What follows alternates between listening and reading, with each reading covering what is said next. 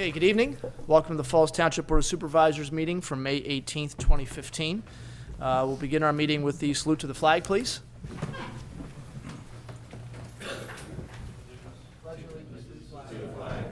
United States of America, and to the republic for which it stands, one nation, under God, indivisible, with liberty and justice for all.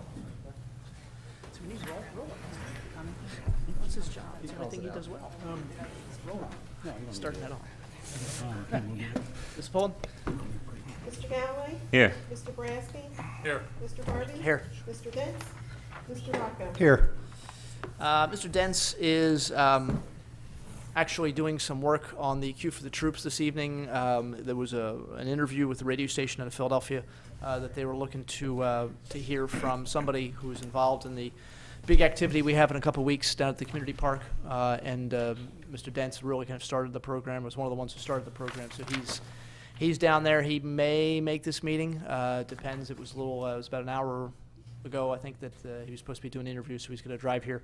But so hopefully he makes it. If not, he's doing something for the township, even if he's not here. So we're going to start off with something it's become kind of a habit for us, and we're proud of how successful it's become. Our Citizens Police Academy, which is our third graduation that we're doing, and we have quite a few members here from the police department, as well as most, not if all, but most of the people who were involved in the program over the past several weeks. And it's really something that has taken off, and we're really proud of all the involvement we're getting. And we're hoping that, I'm pretty sure that people are enjoying themselves and learning something about how the police department works and how our department works specifically, and all of the standard operating procedures and things that police officers go through. So I know Chief Wilcox is here, Lieutenant Whitney. I see Corporal Wolverton here as well. I'm not sure if Chief Wilcox, if you want to start off, and I think you're going to hand off to Lieutenant Whitney.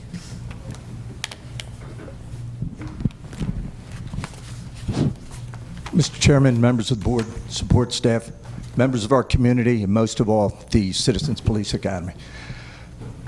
Long ride since February, huh? I hope every one of you enjoyed it as much as our staff has enjoyed having you here. To say that it's a complete effort on everybody's part, it starts with Lieutenant Whitney, Corporal Wolverton, Community Policing, our entire police department, our investigative division, our support staff. Everybody takes a part in this, and they really enjoy it. And hopefully, you have enjoyed it as much as they have. I'm going to turn it over to Lieutenant Whitney, but I want to say thank you. And now you've become our ambassadors. You've become our ears and eyes, and you know the kind of stuff that we go through. And I hope that you leave this. Right now, police are looked at with a little bit of a crooked eye right now, but we'll get through this, and it's nothing that we haven't experienced before, but things like this work out good for us. Thank you very much.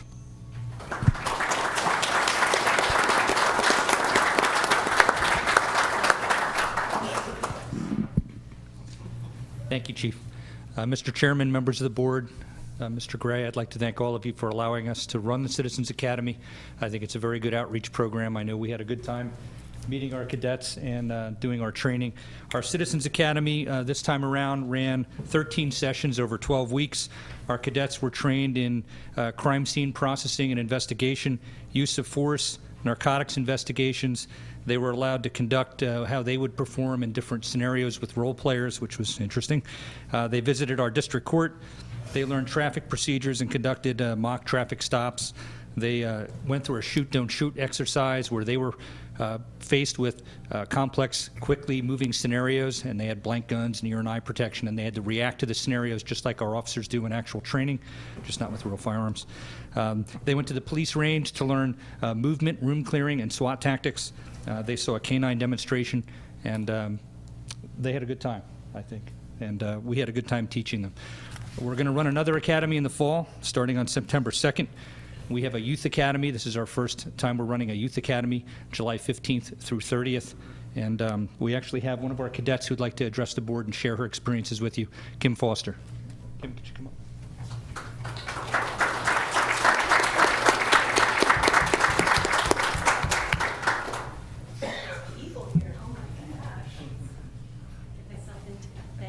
Thank you.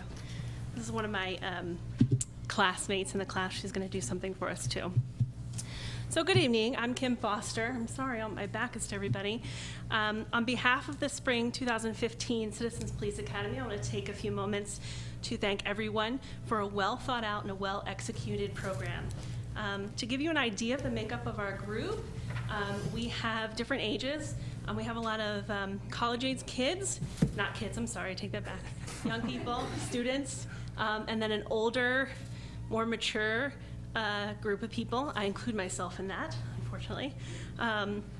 But many are from Bucks County Community College, and other people live in the community. Excuse me, could you just pull the microphone down towards you a little bit? Is this more helpful? Yes? Okay. So many of us are from the Bucks County Community College. Other people live and work in Falls Township. There's one gentleman here that learned about the program from talking to one of the police officers at Wawa and thought, hey, sounds like a great program. Let me check it out. I work for NOVA, the Network of Victim Assistance, and also the Bucks County Children's Advocacy Center. And I learned about this program on Falls Township Police Department Facebook page and thought, wow, these pictures look really fun and interesting. Let me go check it out. So I brought a coworker and we joined the program. In preparation for tonight, I asked various classmates about what they thought about the program. So I just have 4 kind of quotes to share with you on what people thought. The first one is, this person said, it's a wonderful class. I've enjoyed every single time that I've come. The use of force classes, the drug class, traffic stops, the canine, and the scenarios were all very interesting. The next one is, who knew the police had so many different things they think about each shift? I didn't appreciate how dangerous it was all the time. The next one was, it's very organized, and a lot of the classes provide hands-on activities which make it scary and fun at the same time. One class indicated that she had gone to another jurisdiction's Citizens Police Academy, and she found that the other academy class was kindergarten compared to our class. That's pretty high praise, I think, so good job. As the chief said, in today's age where police have a bad name, this program has done a great deal of outreach, education, and breaking down of barriers in terms of showing us what the police do and how dangerous their job is. Each officer that participated in our sessions was professional and passionate about what they do. We all greatly appreciate the opportunity to participate in this program, and you can bet we'll be sharing our experiences with others. In fact, I chat about this class all the time with coworkers, with district attorneys, other police departments, and I get a lot of questions like, where's this class? What do you get to do? Canine demonstration? And then I heard this several times. They let you touch a gun, albeit a fake gun and a paintball gun, but they let you touch a gun. So yes, that is the answer. We did touch guns. So all that is to say, hopefully the Citizens Police Academy will continue so that more people in the community can engage with law enforcement in a positive manner, which again is really needed in today's society. Before I close, we would like to specifically thank Lieutenant Whitney, Corporal Wolverton, Officer Yeager, and Faith for all their hard work in putting this class together and for being so engaging week after week. We'd also like to present this gift, so Lieutenant, if you can come up, present this gift as a thank you. We have a thank you card, and then a group photo that we took at the range. So not every classmate was there that day, but it's the only group shot that we have. And then there's one shot where we're standing there looking nice and pretty and calm. The next shot is they set off some sort of smoke bomb, and we're reacting to that. I don't know what smoke bomb, so it probably means I failed the range class. Don't tell the sergeant, because he will probably fail me and not allow me to ever come back. But we wanted to present that as just a thank you for all that you do and all that you did, and we have some other treats too for when we go have cake. So all of that, this is just a good example of the fun that we've had over the 13 weeks, and thank you for all that you've done. Thank you very much. You're welcome.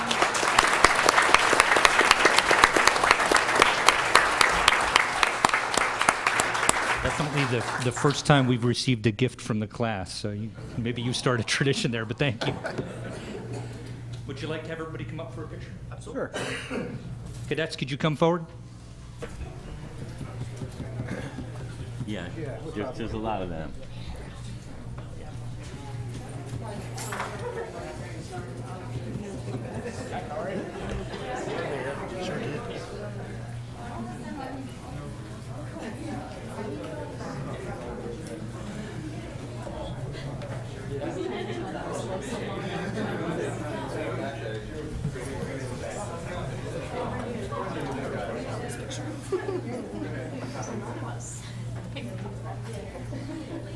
Chief, you got it.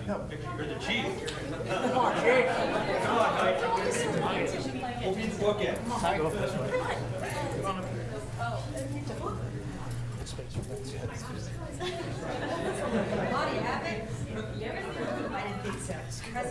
Everybody say chief. He's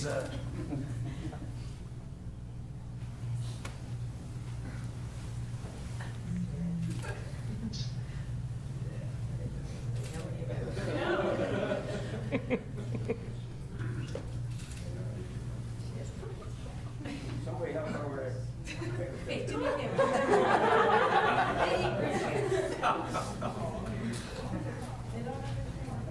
She has to take pictures of herself.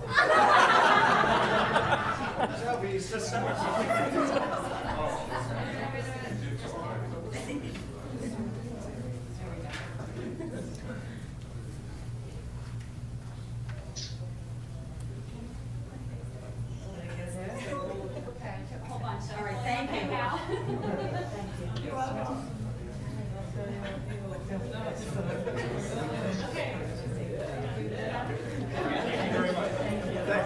Thank you, everybody.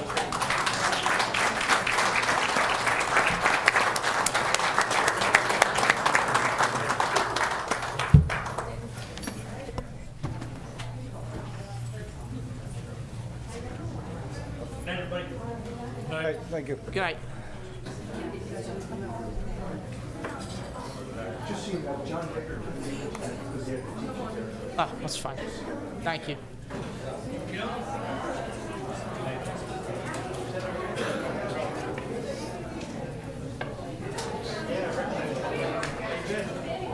Yes, I remember you. Thank God you kept those files. I think every time we do a documentary about that show, I should have you on there with me next time. Take care.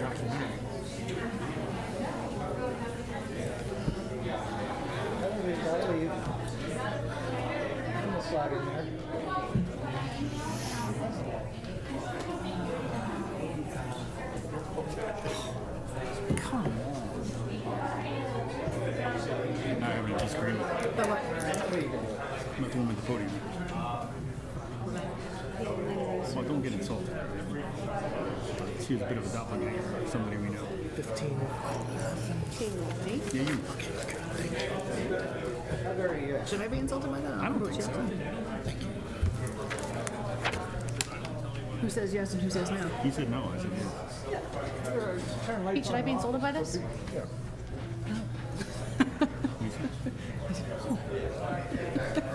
Absolutely. Stop. All right, we wanted to, as you could tell, we had a very, very big class, a lot of people participating, which is great, but we did gave them a chance. They're going over to the police side of the building now to have some refreshments and get their certificates and everything else. We were giving them time to sort of, them and their families, a chance to kind of move out and go over there. But thank you again to the police department and all the work they do. And I think Chief Wilcox said it best. Those people are now ambassadors. They can help us be a better community, better than we already are. Just in terms of being vigilant and seeing some of the things that are going on, and then sort of assisting the police and assisting the township in making sure we can have an idea of what's happening in our township and hopefully extra sets of eyes that are always a good thing. So we're going to move ahead with item number 1, which is public comment. I have a couple names on the list. We'll start with a resident sign-in sheet. Jamie, is it Henderson? Mm-hmm. Mr. Henderson?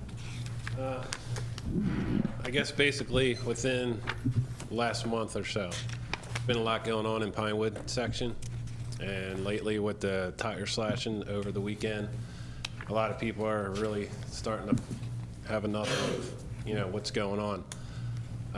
The main thing was that we heard that there was someone that had a camera and a picture, vague picture, that the police took and are gonna try to do the best they can with it.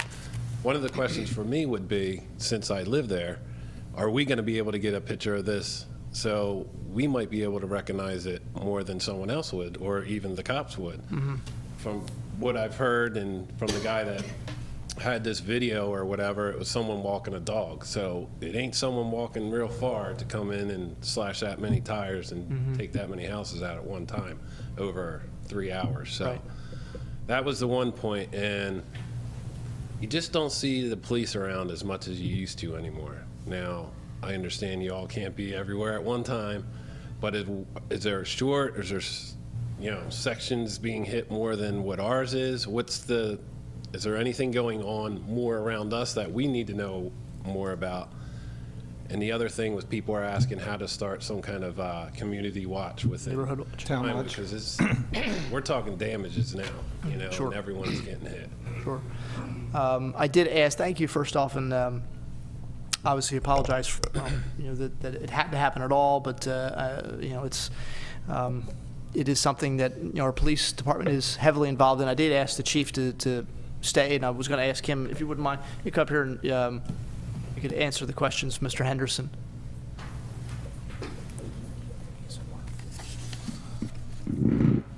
First of all, Mr. Henderson, I'm very sorry. Mr. Henderson, to address some of your questions, number one, we're taking a very aggressive approach in this. We're having directed patrols, not that there weren't directed patrols now. It's a full-blown investigation that's going on. I can't tell you who, why, or what, but I can tell you that we're attacking this very, very aggressively. Both myself and the lieutenants had sat down over the weekend. Lieutenant Whitney, were you one of the residents that he called? Yes. Lieutenant Whitney, upon learning this, called each one of the residents of the people that were affected. Okay. He had trouble getting a hold of everybody, but he certainly tried. The town watch thing that you talked about, I will talk to Officer Yeager, who's in charge of that. I'll have him reach out to the residents of Pinewood, and we'll take it from that. But right now, I want to address the problem with the slash tires. As far as the photo, I can't comment on any of that right now. That's investigative stuff. If, in fact, a photo is shared, it'll be shared through the newspaper media. And depending on the quality of it, and we'll deal with it there. On behalf of the police department, Board of Supervisors, I'm certainly sorry. I can tell you that the township is divvied up, and every facet of the municipality is patrolled on a regular basis. How this happened, I can't answer that. I have my own suspicions.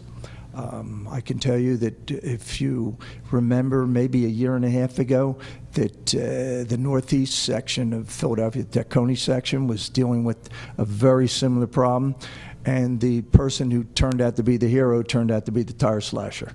So hopefully, I have my own feelings about this, but I can promise you, as sure as you're sitting there, that we're attacking this very, very aggressively.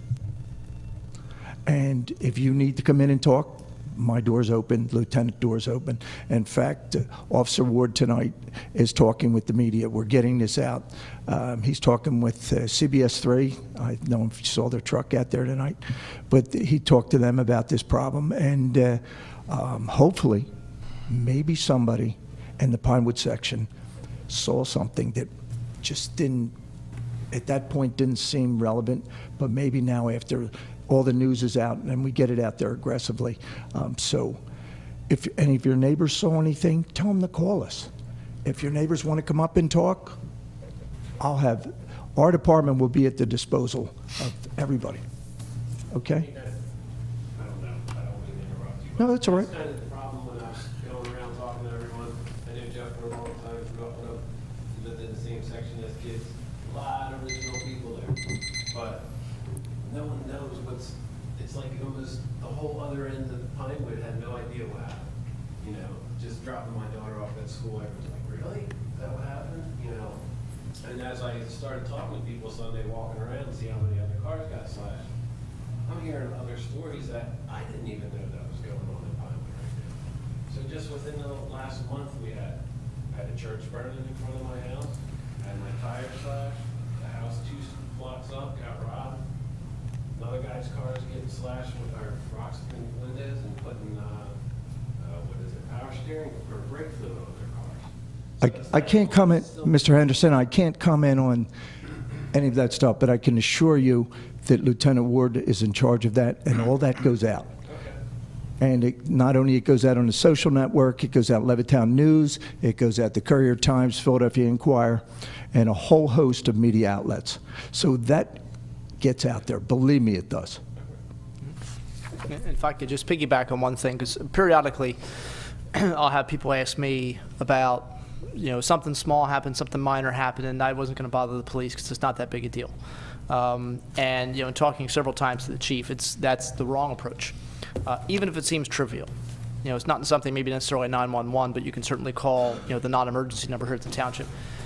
Every little detail, every little thing that happens, somebody remembers something happening, oh, I saw, you know, someone a year ago this happened.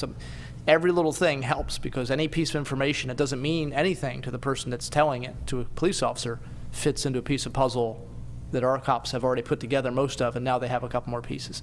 So anybody in the Pinewood section, or even, you know, if it's kind of getting into the Lakeside section, either way, anybody that, you know, has seen anything like this, suspicions, and the police academy, which you just saw a little bit ago, that's a great part of this, because now you have more eyes and ears that are conscious of this fact, that just keeping our eyes open. And we have talked, you know, with the chief. We get regular updates from the police. We get, you know, kind of emails and texts from the police department, from the manager when something like this happens. You know, and they are working. It's very, very early in the investigation. I hope you can appreciate the fact that, you know, Chief Wilcox knows a little bit more than what he's telling you, but he doesn't want to. He can't say much. But it is something that they are very conscious of, and they are working very hard to fix. Hopefully, Mr. Chairman, people watching this evening, right, that may have ordinarily not thought something was out of the ordinary, hopefully our telephone will ring. Yeah. So, okay. Anything else we can help you with? No, that's it, I can assure you that this is being taken care of. Okay. Thank you. Thank you, Mr. Henderson. Well, we have a non-resident, Jean Choeth? She left? Okay. No, Chevette. Oh, Chevette. I'm sorry. Good evening. My name is Joan Chevette. I formerly was a resident of Falls Township. My mother still lives there. She couldn't be here, so I'm speaking on her behalf. Oh, okay. She lives across the street from the Restoration Church, where the fire was. Mm-hmm.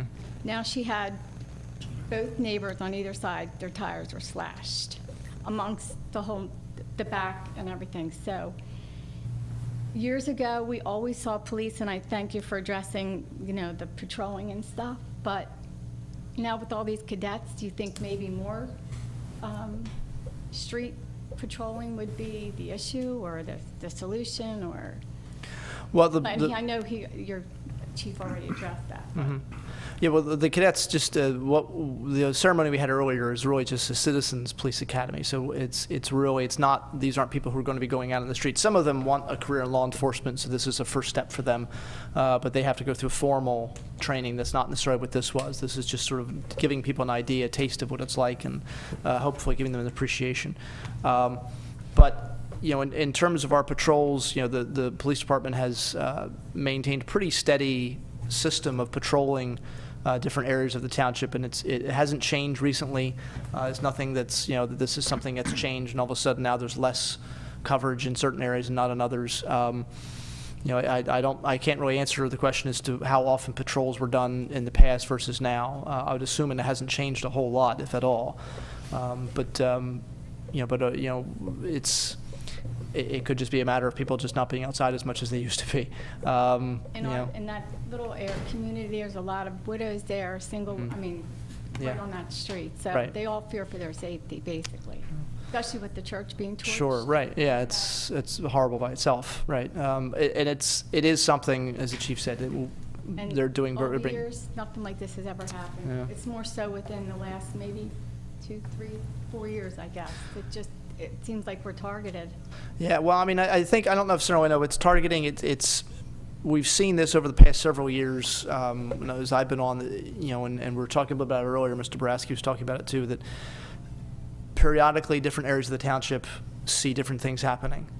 We had a rash of car burglaries in Thorn Ridge, I think it was, and a couple other areas, but that was a year ago, I think. Yeah, or it a was year not and a half long ago. ago, yeah. And it was, and then there was a few years ago, there was a BB gun incident that someone was just going around certain areas of the township and just shooting out of a car, just shooting BBs at with different cars. And,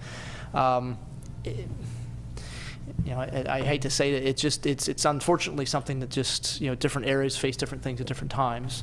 And obviously we hope that never happens. And hopefully, as the chief said, the more people that find out about it, the more people are more vigilant about it. Someone, knows the person who's doing this or people that are doing this. And maybe they don't realize it. Maybe they, now hearing all this and seeing stuff on the news and reading in the Courier, different pieces will start falling together, think, hey, wait a minute, all we can do is work on it, and I know it's still very raw for people because it just happened, and our police are doing a lot just in the past couple of days, really trying to get on top of this and do as much as they can, and we're all hoping for a speedy end to the problem. So, all right, Thank you. okay, thank you. Okay. I know as the Feldmans had signed on, I think that's really your next item on the agenda. Is that all right? Okay. All right. Anybody else wish to speak? Okay. All right. So we'll move to item 2, which is certificate of appropriateness for 25 and 27 Lower Marsville Road. Change house siding from clapboard siding to vinyl siding. Mr. Gray. Yes, the Historical Architectural Review Board, or the HARB Board, had a meeting on April 27th to discuss an application submitted for Richard and Colleen Feldman, located at 25 and 27 Lower Marsville Road. The scope of the work included changing the house siding from white maroon clapboard to light gray dark trim vinyl siding. The decision of the HARB Board was denied 3-0. The HARB Board did recommend keeping the existing clapboard exterior, or in the alternative, using plank siding. The board supervisors are asked to consider this item at this time. Okay. And I do see the Feldmans are here. I don't know if you wanted to say something.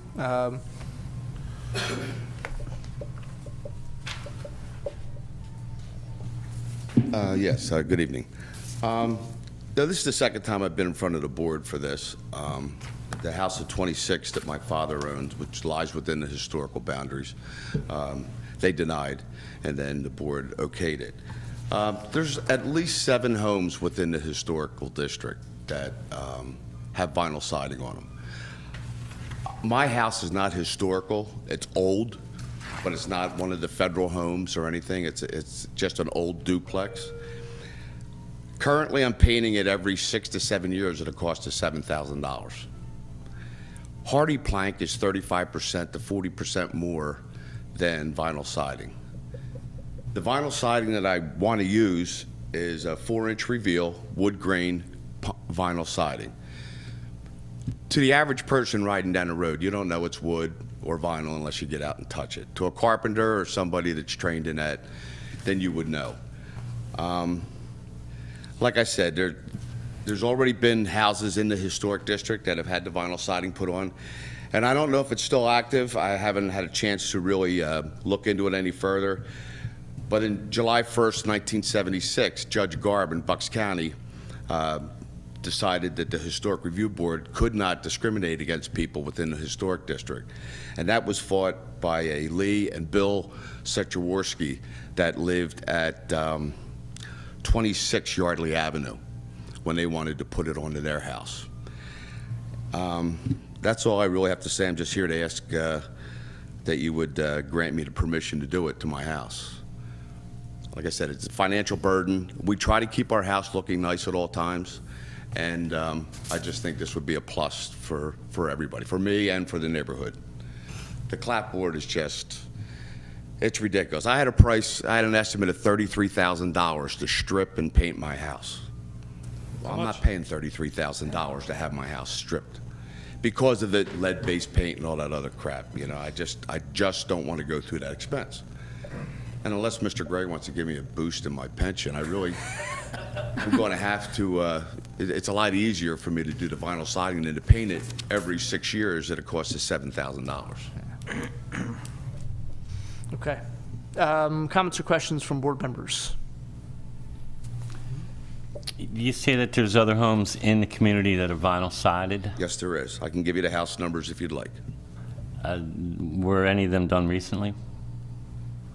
I don't know how recently, but they've been done within the last, some have been done within the last 10 years. Now, I know you're on Lower Marsville Road. Are they within the village itself? Like, are they closer in, or are they farther away? It's right in back of the gift shop. It's on Lower Marsville Road. None of the people that come into historic Faldington to take the tour my house or tour in front of my house. It's not that part. It's not with the Stagecoach Tavern or the Federal Homes that are all up within the square.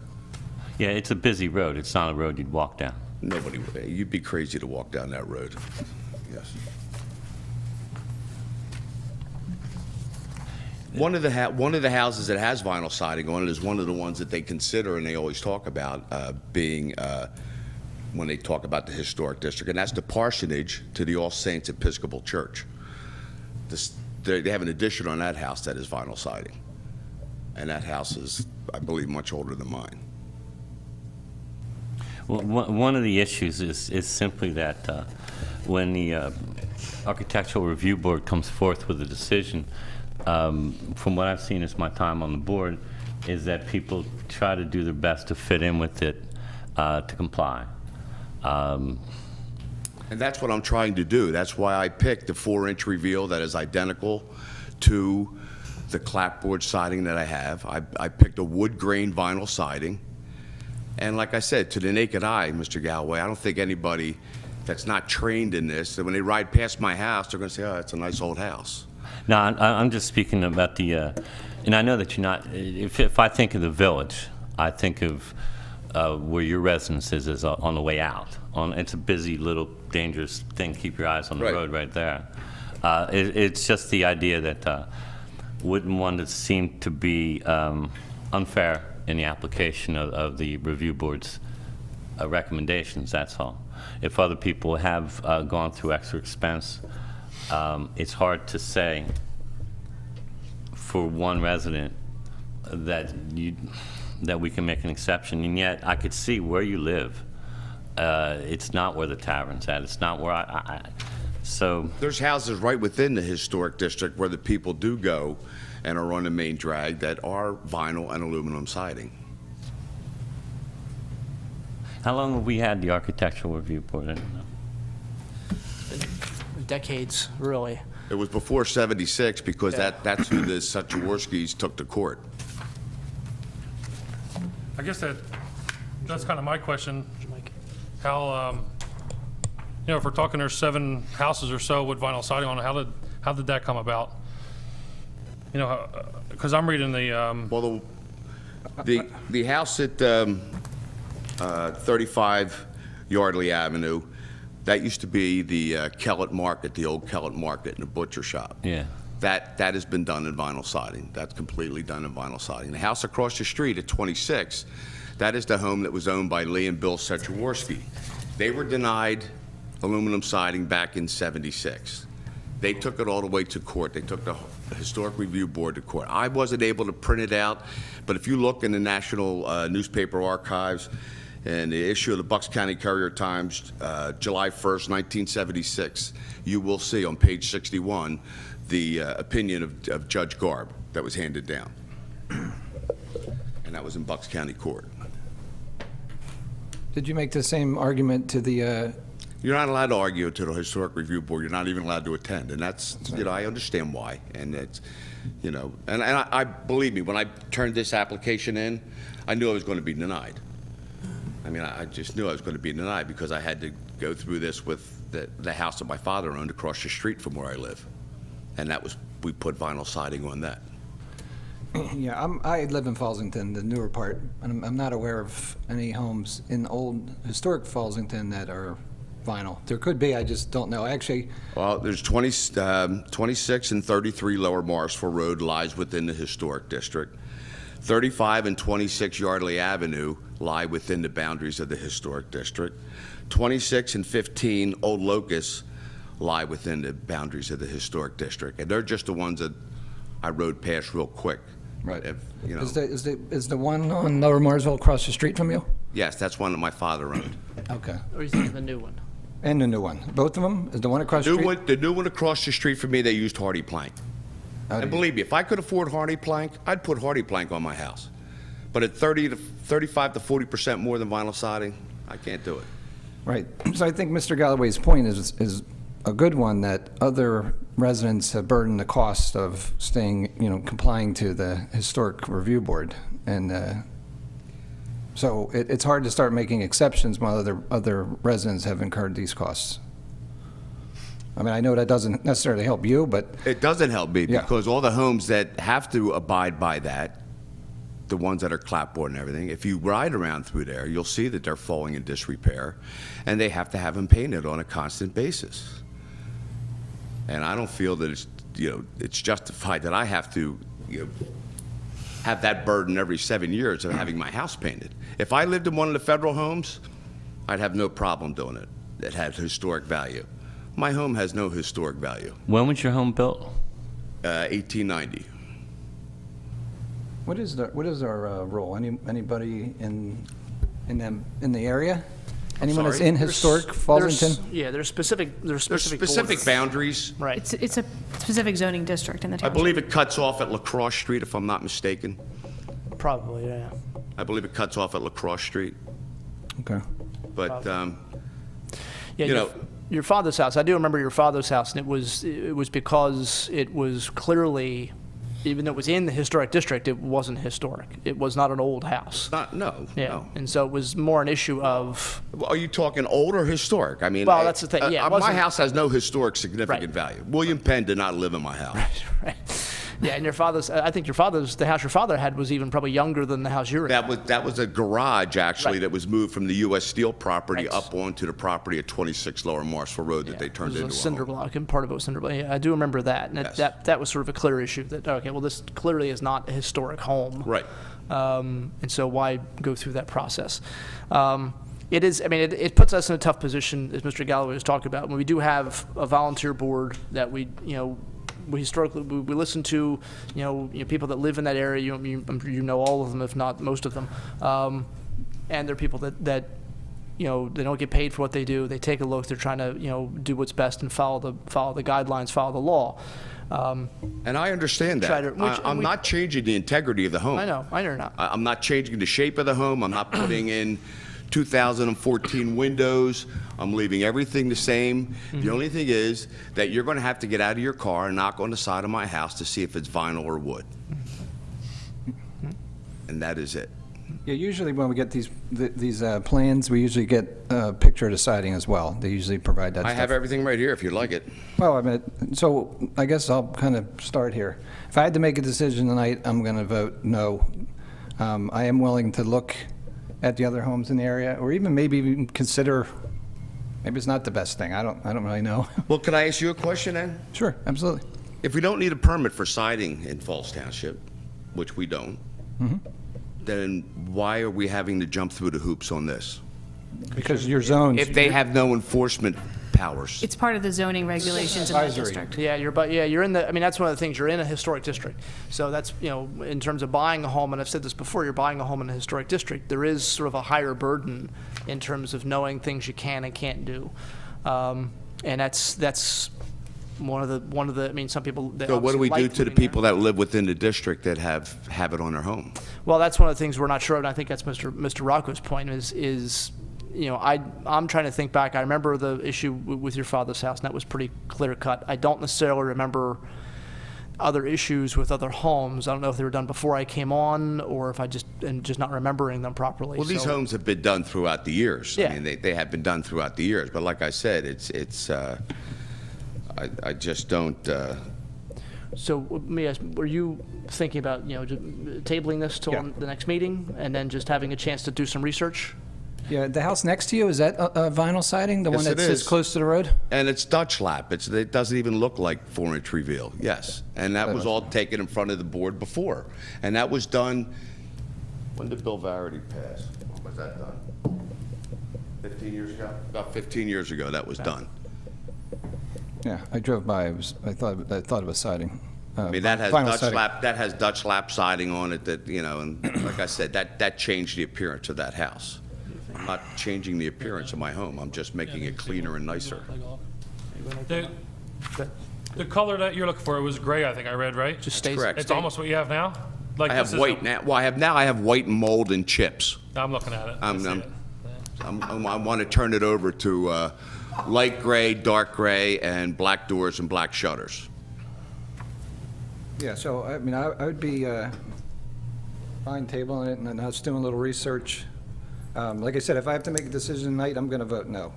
But I'm willing to look around and see what's out there, including your neighbors, which I thought was vinyl anyway. But and also, I'd like to discuss it with the Historic Review Board as well. Okay. But that's just me. It's just my opinion. Yeah, because if exceptions have been made, then the situation's reversed. We're not being unfair to the other people who've complied with the Architectural Review Board. We're being unfair to our gentleman here, because once you make an exception, and exceptions have been past practice. I know what the Historical Architectural Review Board is. I understand that. And like I said, I understand the integrity that they're looking at trying to maintain within that area. I am not changing my house in any way, shape, or form except putting new, clean, nice siding on it. That is all I'm doing. I'm not changing the shape. I'm not changing the windows. I'm not doing anything else. So how would that work going forward? So let's say you made it look like this. Like you just said, you don't need a permit. Would he have to, the next homeowner, or if he decided 3 years later, could he change it to whatever he wanted? No, he would still have to comply with the zoning district's regulations. The fact that if the board were to allow it, the fact that it was already vinyl and was not a historic material would certainly be something to take into account, but he wouldn't be able to just change it to stucco or whatever that. He's not kind of grandfathered in after that. No, this is a one and done thing. I'm 64 years old. I'm not going to be doing this for the rest of my life. You never know. And I can't get my wife to move out of Fallsington, so I'm going to be here for a long time. I got until I die. Understood. That's it. But to answer your question, it does tend to open the doors to Pandora's box has already been opened. to different materials in the future. Yeah. It really Whether has. it's 20 years from now, 30 years from now, or yeah, whenever. That's my Gallagher, kid's problem. if we vote against Mr. Feldman's request, what's his next step? He would be able to appeal to the Bucks County Court of Common Pleas. He'd be able to appeal the How about if the decision. court already ruled on it? Now, what kind of a slippery slope are we on now? To my knowledge, the court has not already, they certainly haven't ruled on your application. I'm not familiar with the specific case that you cited earlier, and I'm not sure what happened following Judge. I can show it to you. And if you have a copy, I'd be happy to take a look at I it. don't know. Like I said, I couldn't get it off the That's fine. computer, but it's in the National Archives. I can tell you the article and the page number and everything else. And Judge Garb made the ruling. And again, I'm not sure what the context of that case was when that came, or what happened after. That case could have very well been appealed to the Commonwealth Court, which reversed or upheld on different grounds. So I'm not entirely sure as what happened with that case. But the township's ordinance, as it stands, as far as I'm concerned, is a valid ordinance, and this is a zoning regulation. The Board of Supervisors is permitted to make these types of decisions. So, I would agree with you at this point, then we could table it and get some more information. What if I was to proceed? The best thing would be to table it, and That didn't answer my question, Mr. Galloway. What if I was to proceed? I mean, actually go ahead and do the work without us That's correct. approving. The township would be forced to drag you into court to have the either work stopped or removed until it was permitted. Okay. I'm willing to take that. Because we meet again in 2 weeks, No, right? month. Well, We're not meeting with first that's meeting in right. June. Yeah, well, I mean, to be honest, I'm going to do a little, there's a lot to be done, I think. Well, for me, I mean, I want to check it out and make sure I understand exactly what's going on and how many people have been granted exceptions and why and when. So That's to your benefit. I want to go down there myself, and I want to see these homes and understand why the exceptions were made, because then it would be unfair to you if we've made exceptions over the last 2 and 3 decades and we don't make an exception on your part. Well, So we're looking to accommodate you. All I can tell you is the board has made exceptions in the last 2 or 3 decades, and there's proof because they're standing there. And Well, that's what I just want to confirm it, and I think by tabling it to the next meeting, we're looking at what you have to say, and we're trying to help you out. It's a good thing. Yeah, we're trying to make sure. I mean, it very well could be that some of the issues that were, some of the exceptions that were made could be because, like you mentioned, one was an addition. Maybe, and I'm not just guessing because I don't remember if it even happened when I was here or not. Maybe when they put the addition on, they came and said, well, there's no way to really match this with the existing, so it's easy. I don't know if that's what they said. The one house you're referencing, I'm pretty sure I know which one you're talking about. I don't think is a historic home. What's that? The one that was referenced in the lawsuit. That wasn't a historic home. Right. No, it was not. So that But it's could right in be- the middle of the district. So that could be an argument in your favor if we look and say, well, And neither's the one across the street, which was Kellett's Market. Right. That was also, Current's house. and the parsonage for the All Saints Episcopal Church. The addition on that is vinyl siding. Right. And as far as not matching, I did have to close in a window at one time, and you can buy clapboard, so that's Okay. But I think at a big expense. right. Well, I think that's the idea of what we're trying to make sure that we're making a decision that's fair, to you, fair to other homeowners in that area who have had to go through the expense of doing it, stripping it and painting it, and also fair to our historic review board that puts the time in, and we don't want to sort of be seen as sort of saying, well, we're not going to listen to you, be quiet. We don't want to do that. We're trying to be fair to a lot of people. We want to gather some more information. That's all. That's what we're looking to do. Okay? Our next meeting would be, and we always go to one meeting in June, July, and August, so our next meeting would be roughly a month. But that would give us a chance to talk to HARB members, to take a look. All right? I guess I have no other recourse. Did you want? So I'll make a motion to table June 16th is the next meeting date. to June 16th. Second. All in favor? Aye. Okay. Okay. All right. Item 3 is Waste Gas Fabricating Company Incorporated preliminary and final land development, 450 Newbold Road. I see Mr. Hecker making his way to the board, to the table, or to the podium.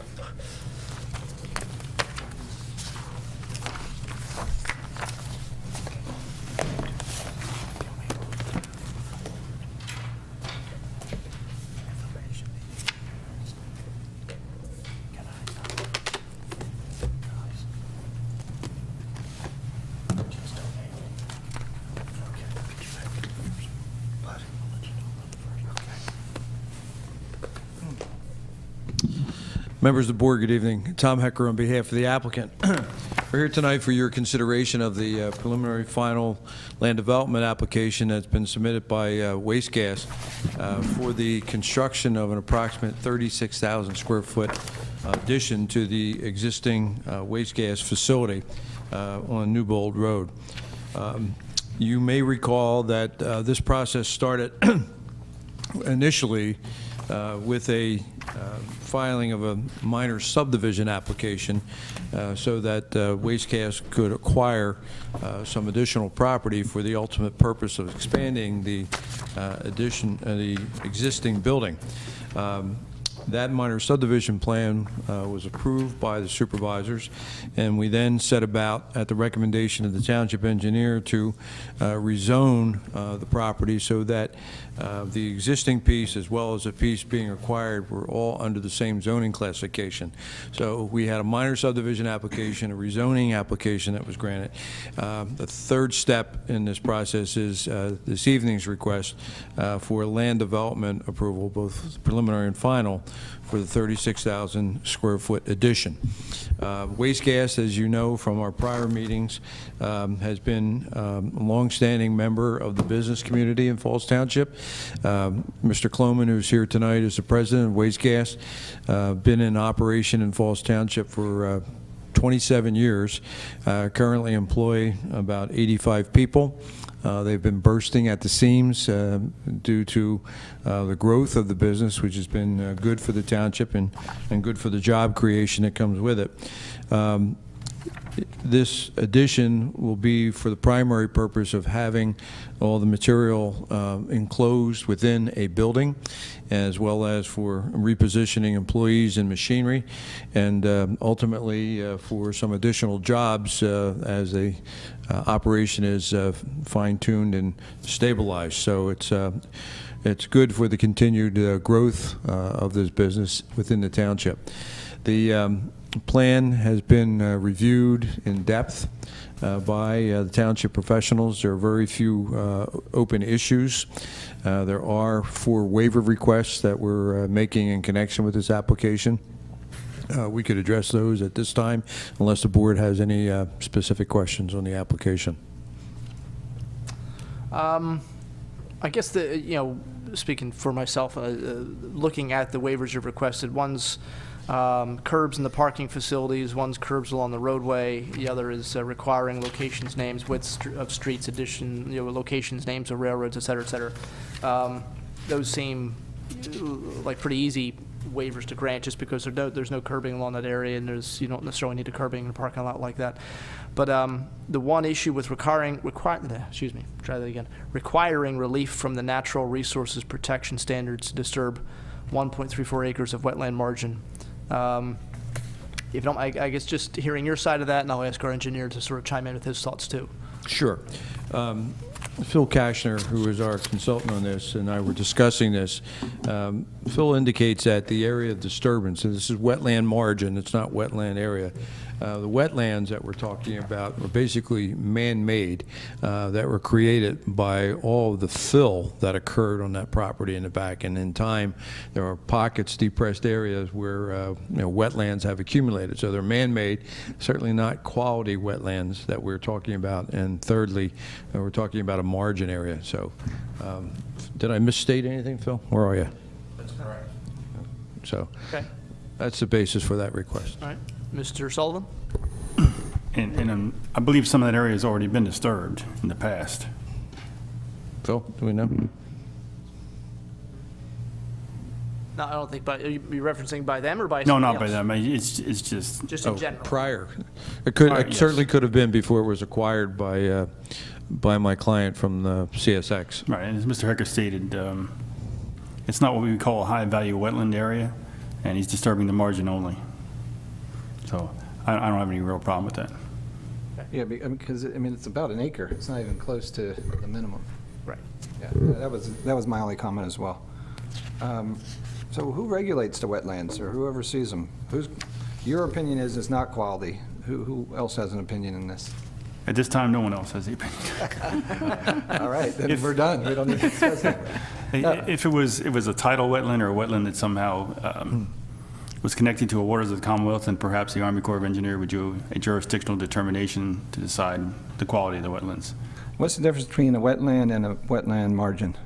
Margin is the area outside the wetland. The wetland is delineated as the area that's constantly wet and has the cattails and things of that growing. The margin is the area outside that. It's 100 feet And now? it's a 100-foot required margin. It's a buffer. Okay. Okay. And this is the area right by MY Lane as you're going back to, Falls Caterers, underneath the railroad tunnels and everything else. So this is, as you said, it's not, again, really not a high-quality wetlands area. Right. Other comments or questions? Mr. Galloway? Mr. Boraski? Okay. All right. All right, any questions on anything else with the application? We do have a letter from the traffic engineer. This isn't actually adding any kind of traffic or employees, correct? Okay. All right, so I know that was their issue too. Fire marshal's letter.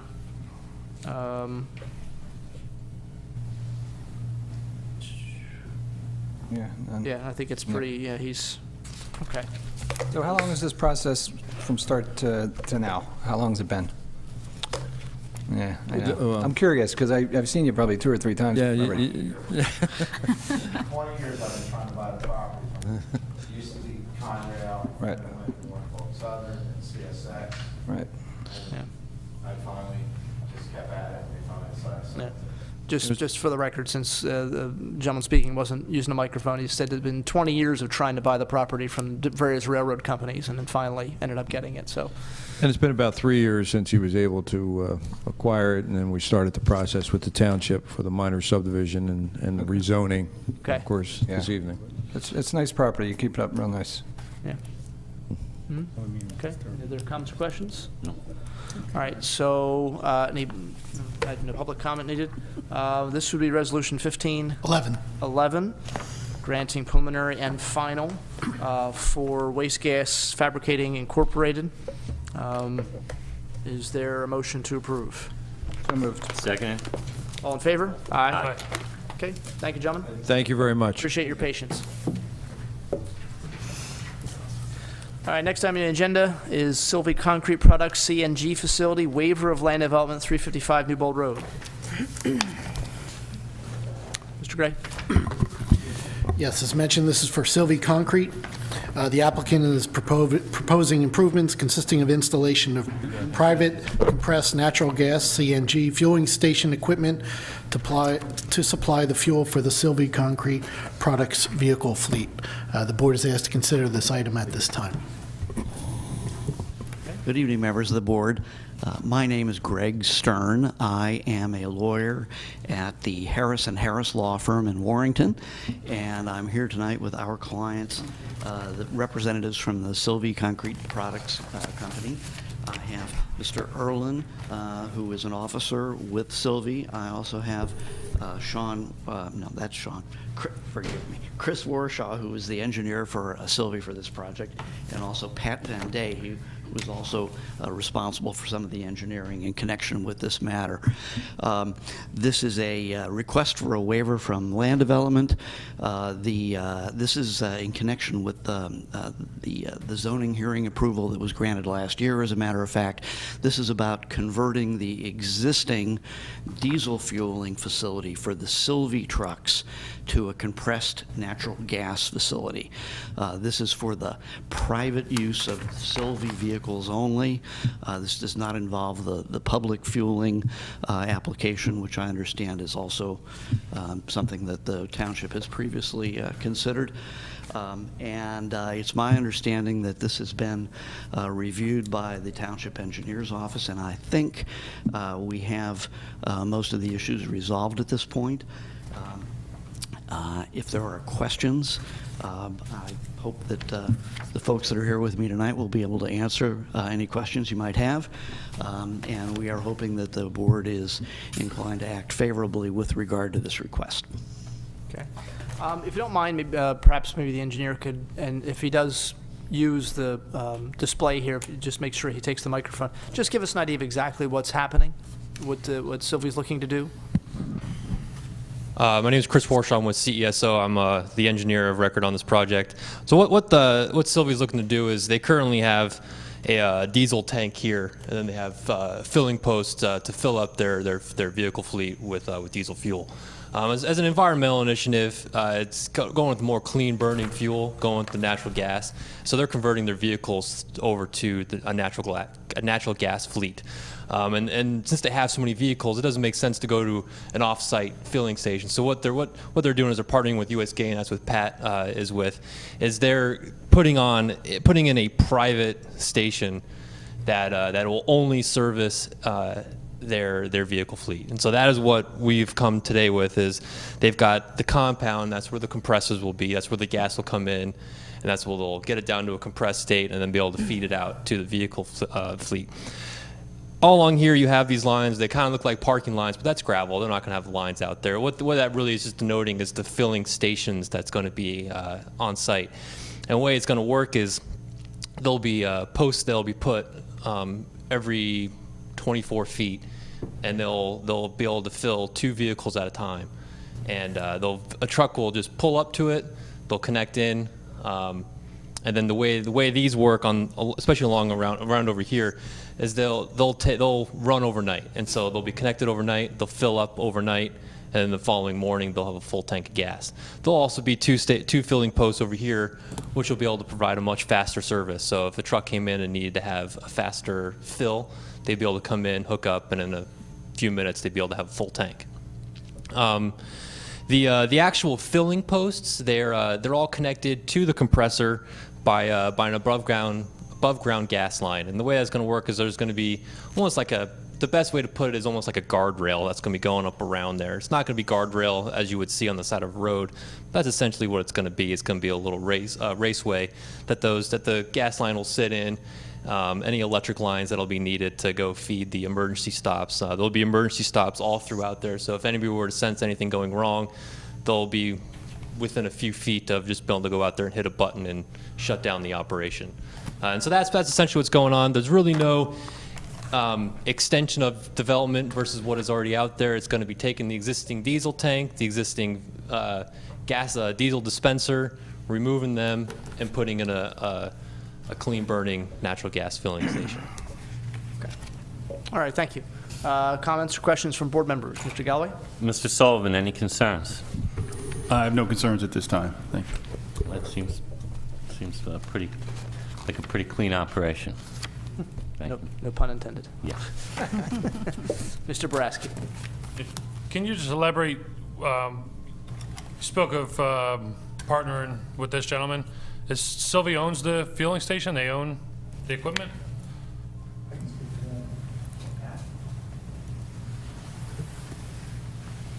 My name is Pat Van Heim, Operations Manager with Gain Clean Fuel.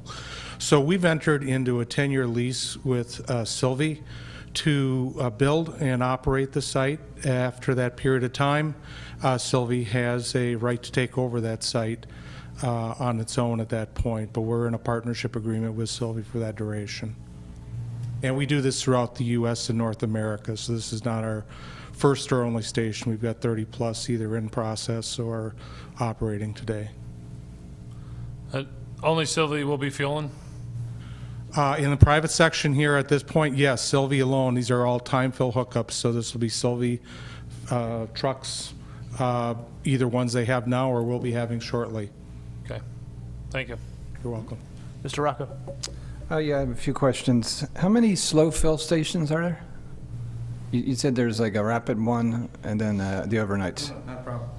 So we're planning, under Sylvie's guidance, to be able to fill 40 trucks, up to 40 trucks. And the way this works is, as Chris described, there's hose setups, and these are verticals that will have hoses on them with breakaways and everything you'd see at a regular gas station for safety and interface. So each of those poles will be filling 2 trucks. So they'll be at the center of 2 vehicles that the hoses will both come down and connect into the front of those trucks. So there'll be 20 total posts that will be installed. There's 2 additional posts that are what we're describing as fast fill. In reality, there is no fast fill or slow fill. There's prioritized fill is what there is. So the ones that are hooked up for overnight fills are getting filled when there's not activity on the priority fill posts, the 2 of them. If somebody picks up those 2 fuel posts, one of those 2 fuel posts, the fast fills, to get that, what'll happen is valving in the system will actually close to the time fill for the duration of that fast fill period. This is all governed under NFPA 52 and International Fire Code guidance, so there's all type of integrated safety as well as Chris said, e-stop type items for people to see, as well as the remote monitoring that we do. If we see any type of issue at our service center, we can remote shut the station down at any point. Is there natural gas on the site, or you have to bring it in from the road? The natural gas, I believe, is across the road. Right. And we've already been working with the utilities to look at what needs to happen to make that occur. Do you think natural gas is more risky than regular gasoline? Or what's the difference between the two? Well, natural gas is a gas. It's never a liquid. So if you're standing out and there's a gasoline leak, right, you and it are on the same plane of existence right here. If it ignites, you're standing in harm's way. With natural gas, it is lighter than air. It immediately goes up, and there's a fairly narrow 5 to 15% gas-air mix that has to occur before it will even ignite. So, you know, to me, I'd rather be working in 3 dimensions where that gas is going away from me and not in that way. And the pooling is where you see a lot of these injuries occur. Natural gas has pressure relief valves throughout its operations. So if there is an overpressure condition that occurred, even because there's an external fire, those pressure relief valves are going to let an amount of gas off right there. And that it may actually ignite on the pressure relief valves. And that's okay. That's what they're designed to do, is to let that pressure inside keep it from becoming a bomb, so to speak, right? Okay. So, I mean, we've worked with this a number of years. My bet's on natural gas being a lot safer proposition than any liquid fuel. Okay. All right, thank you. You're welcome. Okay. I'm sorry, one more question. Sorry. Getting your exercise tonight. In terms of monitoring, you know, these vehicles are hooked up overnight for whatever, 8 to 10 hours, 12 hours, however long they're there. Is there anybody there in person to sort of monitor that, or is that all done remotely from? It's all done remotely, and again, our various sites, 30 that are either in or near to operation, are all being monitored in this way. We have a service center watching the video cameras. We have about 5 to 6 video cameras out there looking at the compound as well as the area that's under fueling. We also have all the monitors coming from the system. So if there was a breakaway, if a driver pulled away and the hose broke off and there's a sudden rush of gas that's unrestricted, the system will detect it and shut down, and e-stop basically will be tripped in that system. If there's any type of compressor leaks, there's gas sniffers throughout the compound by the compressors and others. So no, we're going to get notifications of any types of out of conditions. We do have technicians that are local that are becoming on site once a week to do maintenance, regular scheduled maintenance, as well as on call 24/7. If we see any alerts that cannot be remotely dealt with, they are deployed at 1, 2 in the morning or any time that occurs. Okay. And this site, I'm just assuming this is the answer is going to be yes. The site is all fenced in. You know, so it's not going to be like anybody can just sort of like try and sneak in there and get, you know. No, okay. no. In fact, and as happened elsewhere, if we find that even if somebody's an authorized servicer comes on site without notifying us, we'll do a little research and then we call the police to have them check it out. Okay. Okay. Any other questions? Mm-hmm. No. No. All right, Mr. thank you, Sullivan, gentlemen. any questions from you? No questions, thank you. Okay. All right, thank you. Right. Any final questions, Mr. Stern, or issues? No. None. No. Okay. All right. This would be Resolution 1512, granting a waiver of land development for Sylvia Concrete Products CNG facility. Is there a motion to approve? So moved. Second. Second. I know we've had discussions before, and I think Mr. Stern alluded to the fact that there was a similar plan from Sylvia that was here before us, and the issue there dealt, of course, with a much bigger project that was in floodways and floodplains, and that was a concern for us. And it was a private and public fueling station, and that was an issue that several issues we had actually with that plan.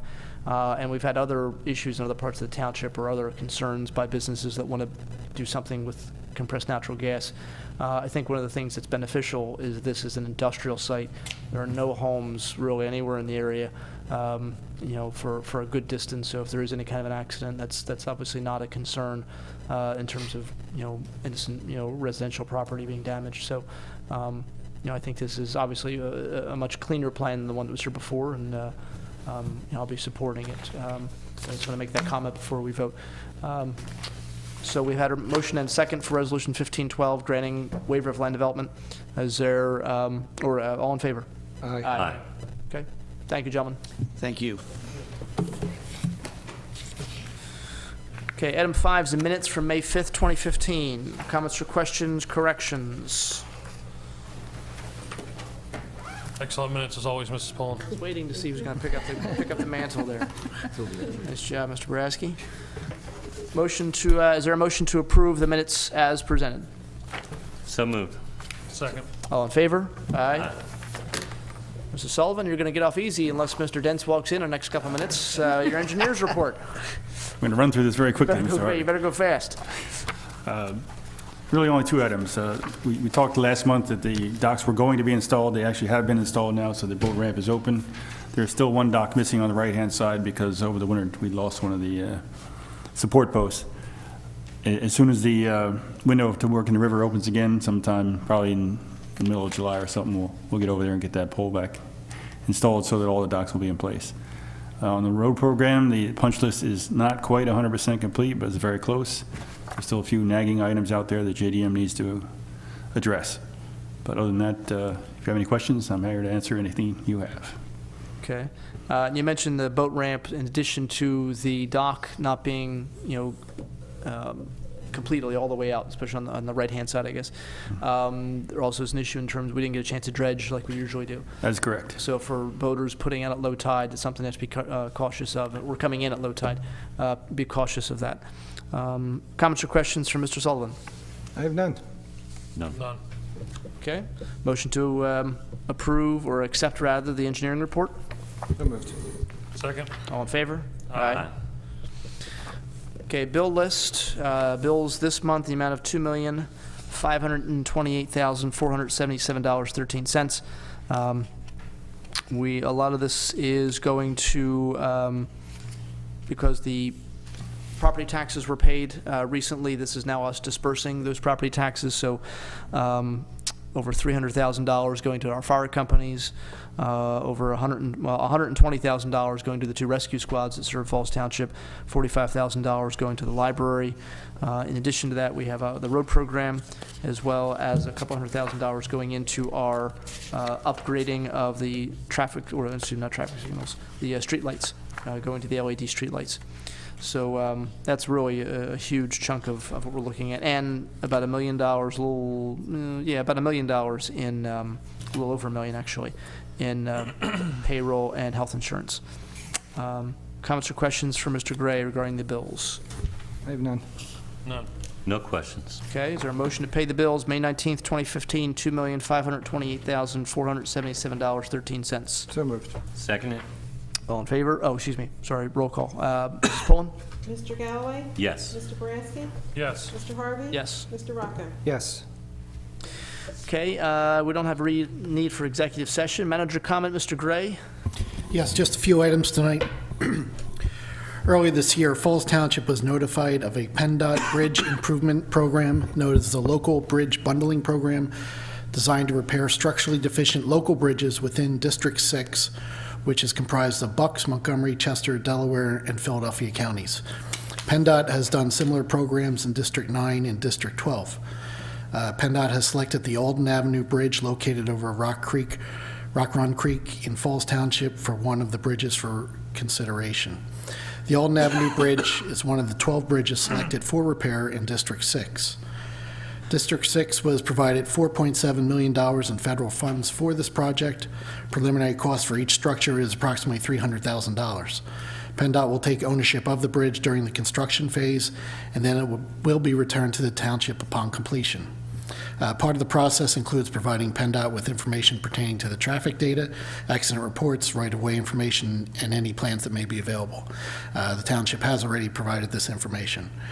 In addition, advertisement for the bidding process is set to begin in late August on or about October 22nd, 2015. The bids are projected to be open for the prospective bidders. Notice to proceed will be provided with 60 to 80 days, weather permitting, and the contractor could begin around December 2015 or January 2016. And then approximately 7 to 8 weeks for construction is projected. So this is positive news for the township, and I'm here if the board has any comments about this project. Just, I guess, Mr. Sullivan, if you answer this or not, with a project like this where PennDOT is doing a bridge in Falls Township in a residential area, Do they do any kind of outreach to the people in the area in terms of letting them know what's happening and giving them a detour, or is that more something that's going to fall on us? I think I know the answer. It's going to fall on the township. It's, you know, PennDOT does something with their Office of Public Information, but I don't think they do any kind of mailings around the town to let everybody know what's going on. Okay. That'd be something the township should probably do anyway. Okay. All right. Any other comments or questions for Mr. Gray? Mr. Sullivan? I have none. None. Okay. All right. Thank you, Mr. Gray, for that information. My next item tonight regards a contribution for the TAG program. The township recently received a letter from Townships Against Graffiti, or TAG, requesting contribution for their program. They also provided a listing of locations they went and cleaned up in 2014. In the 2015 budget, the township included $5,000 for this project. They are also providing a list of locations that they gave earlier in the year 2014. The board is asked to consider a $5,000 donation to TAG. All right. So I'm seeing about 30 sites in the township over the last year that were addressed by TAG to try and get rid of graffiti. Comments or questions for Mr. Gray regarding the request for a donation? None. No? I have none. Okay. All right, then. Is there a motion then to approve the $5,000 donation to TAG? So moved. Seconded? Mrs. Pullen? Mr. Galloway? Yes. Mr. Brasky? Yes. Mr. Harvey? Yes. Mr. Rocco? Yes. Last Wednesday, May 13th, the Police Pension Committee held a meeting. One of the items on the agenda was consideration for a disability retirement benefit for retired officer Kevin Gribben. Retired Officer Gribben was hurt during his time as a police officer. The Police Pension Committee did recommend this to the Board of Supervisors, and the board is asked to consider this recommendation from the Police Pension Committee. Okay. Comments or questions for Mr. Gray? No, I just attended the meeting, and it seemed a very clear case. Okay. Mr. Brasky? No. No? Mr. I've done. No.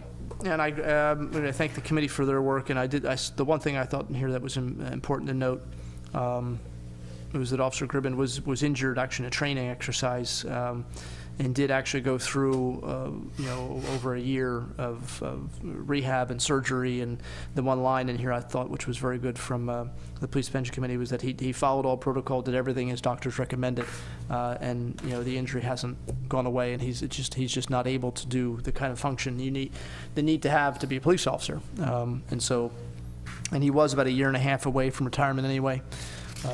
So it's we obviously thank him for all the service he put into Falls Township, and wish him a healthy retirement. Is there a motion to accept the recommendation of the Police Pension Committee regarding Officer Gribben? So moved. Seconded? All in favor? Aye. In an effort to recruit new members, the Park and Rec Department is holding an open house at the Pinewood Pool on Saturday, May 30th and Sunday, May 31st from 12 p.m. to 2 p.m. Staff and class instructors will be on hand to promote and answer questions about programming and events that will be included for the summer season at the Pinewood Pool. If you have any questions about this open house, please call the Park and Rec Department at 215-949-9000, extension 220. And finally, just want to make an announcement that Mylars for KVK located at 38 Cabot Boulevard are ready for signature. That's all I have. Thank you, Mr. Chairman. Okay, thank you. Board comment? Mr. Galloway? No comment this evening. Mr. Brasky? No comment. Mr. Rocco? Yeah, I just think tonight's meeting was good. We had a Citizens Academy graduation, 2 waivers of land development, and actually I was happy to see Mr. Henderson and Mrs. Chevette come out. They were concerned about their community in Pinewood, and fortunately for us, Chief Wilcox was here and able to address it, so, but good meeting. That's all I had. Thank you. Thank you. In talking to the manager as well as the engineer, Mr. Sullivan, we are going to go to, it looks like we're able to go to 1 meeting a month in June, July, and August, which has been the sort of, I guess, the tradition that's past practice here at the township. As we get into the summer months, it does get more difficult to schedule meetings because of vacations, not only of necessarily board members, but also the staff, professionals, and we also find that even the projects that come in don't come in as often. You know, people, you know, in the business world who might be looking to come in here do a project, they're often, you know, juggling vacation schedules too over themselves, and they're professionals. So it's for as long as I've been here, there's been one meeting in July and August, and usually one meeting in June. Occasionally we have two if there's a heavy agenda list of things coming up on the agenda, but that's not the case. So if it's all right with board members, we're looking at going to one meeting in June, one meeting in July, one meeting in August. It'll be the third Tuesday of each of those months. Okay, and obviously we'll make that notification on the website and everywhere else.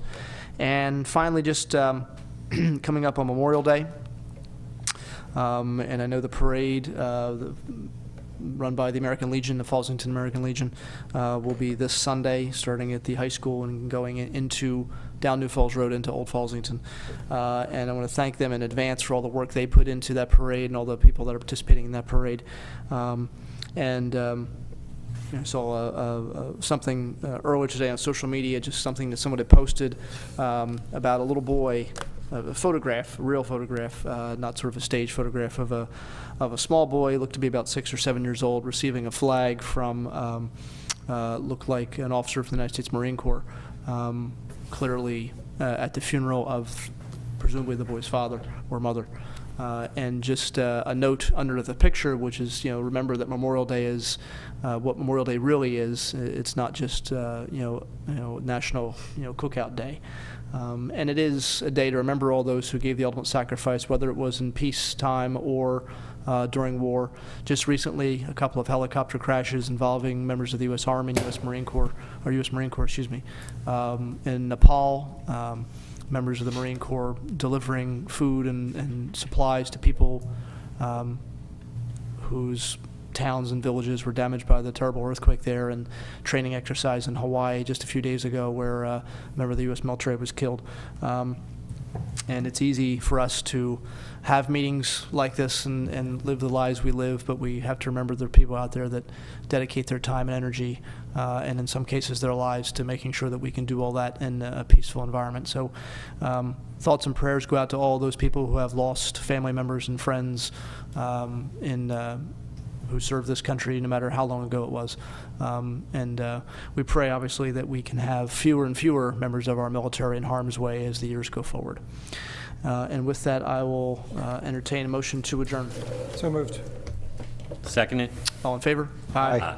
Thank you. Okay.